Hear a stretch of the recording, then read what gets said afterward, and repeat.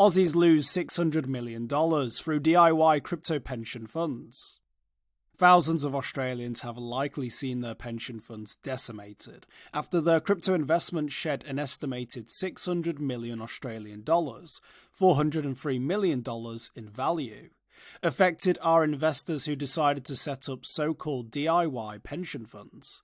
These funds, also called self-managed superannuation funds, differ from traditional pension pots in that their members are also the trustees, making them responsible for managing the savings themselves. This allows investors to place their money in less traditional markets, including crypto. However, these funds are subject to fewer restrictions and beyond the remit of many regulators.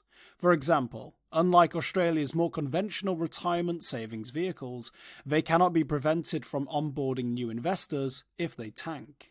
According to Reuters, these funds make up around a quarter of Australians' overall pension pool and are worth around 880 billion Australian dollars, $590 billion.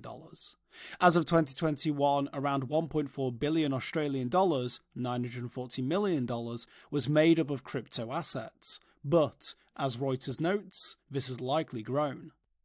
Assuming an average 40% decline in Bitcoin's value since its 2021 peak would point to a near 600 million Australian dollar plummet in the value of the pension fund crypto investments.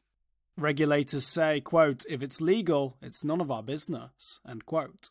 Australia is somewhat unique when it comes to the running of these self-managed funds.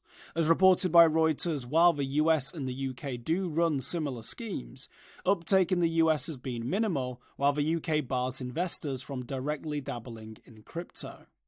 However, despite recommendations in 2019 that these self-managed funds be banned from borrowing in Australia, restrictions are far looser.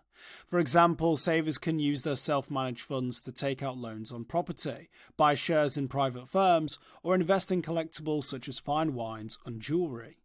John Maroney, the former head of the country's self-managed superannuation fund association, said, quote, "Our general position is if it's legal to invest in speculative assets, then no further restrictions should apply to the self-managed fund investments," end quote.